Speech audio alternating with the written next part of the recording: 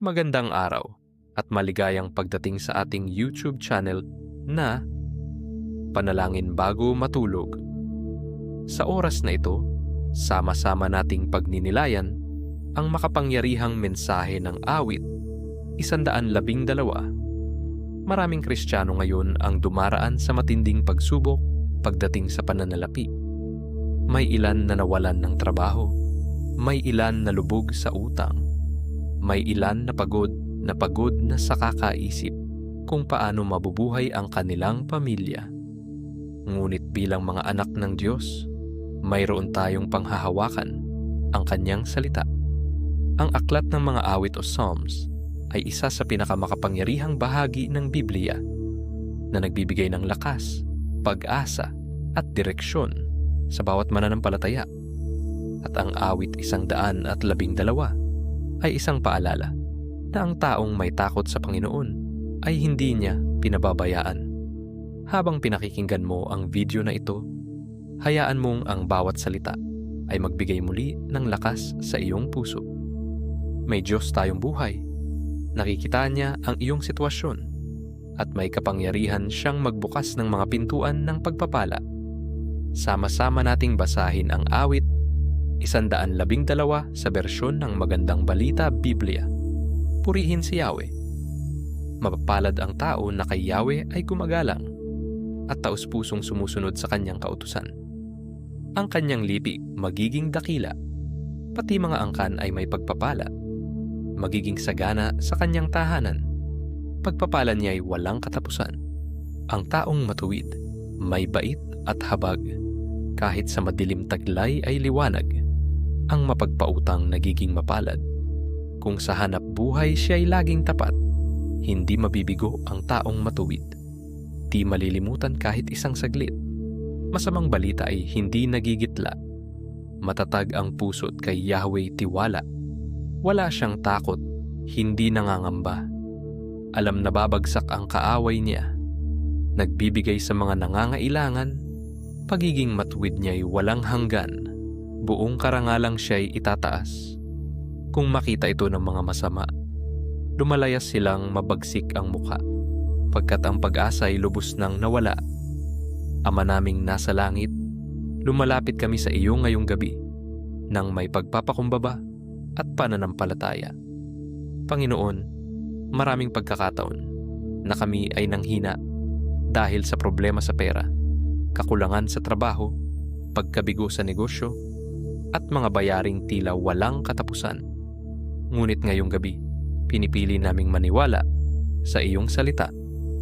Salamat Panginoon sapagkat sinabi mo sa awit 112 na ang taong may takot sa iyo ay pinagpapala. Hindi mo kami nakakalimutan. Hindi mo kami pinababayaan. Sa pangalan ni Jesus, pinuputol namin ang espiritu ng takot, pangamba at kawalan ng pag-asa. Magbukas ka ng mga pintuan na walang taong makapagsasara. Magpadala ka ng mga oportunidad, trabaho, negosyo, at biyayang hindi inaasahan. Panginoon, kung may nanonood ngayon na umiiyak dahil sa kakulangan, hipuin mo siya. Kung may nananalangin para sa pambayad ng upa, matrikula, pagkain, o gamot, ikaw ang kumilos. Pinoproklama namin ngayon. Hindi matatapos sa kabiguan ang aming buhay. Hindi kami pababayaan, hindi kami iiwan ng Diyos. Sa pangalan ni Jesus, ang bahay na ito ay papasukan ng kapayapaan. Ang pamilyang ito ay makararanas ng pag-ahon. Ang kabuhayang tila natutulog ay muling bubuhayin ng Diyos. Panginoon, turuan mo kaming maging mabuting katiwala ng iyong mga pagpapala. Bigyan mo kami ng pusong mapagbigay, mahabagin, at marunong magtiwala sa iyo. At kahit tila madilim ang sitwasyon ngayon, naniniwala kami na ikaw ang liwanag sa gitna ng aming kadiliman. Sa pangalan ni Jesus. Amen. Anak ng Diyos, hindi ka nakalimutan ng Panginoon. Naririnig niya ang bawat pag-iyak mo. Nakikita niya ang bawat sakripisyo mo. May bagong pintuang bubuksan ang Diyos. May bagong oportunidad na darating. May bagong lakas na ipagkakaloob ang langit. Hindi matatapos ang iyong kwento sa kakulangan. Hindi matatapos ang iyong buhay sa pagkatalo. Ikaw ay itinakdang magtagumpay sa pamamagitan ni Kristo. Sinasabi ng Panginoon, magtiwala ka lamang. Hindi kita iiwan. Hindi kita pabubayaan. At kahit mabagal minsan ang proseso, tandaan mo, ang Diyos ay gumagawa kahit hindi mo nakikita. Darating ang araw na magpapatotoo ka. Darating ang araw na sasabihin mong, tunay ngang mabuti ang Panginoon. Kaya huwag kang susuko. Patuloy kang manalangin. Patuloy kang maniwala. Patuloy kang lumakad kasama ng Diyos. Sapagkat ang pagpapala ng Panginoon sa iyong buhay ay walang katapusan.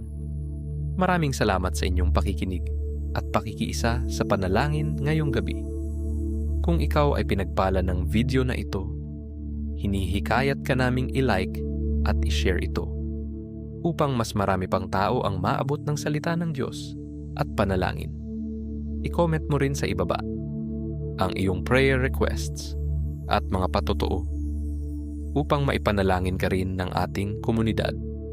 At huwag kalimutang mag-subscribe sa ating YouTube channel na Panalangin Bago Matulog para sa mas marami pang mga panalangin, salita ng Diyos at mga mensaheng magpapalakas ng iyong pananampalataya. Tandaan, hindi ka nag-iisa. May Diyos na nagmamahal sa iyo at ang kanyang pagpapala ay walang katapusan. Pagpalain nawa kayo at magandang gabi.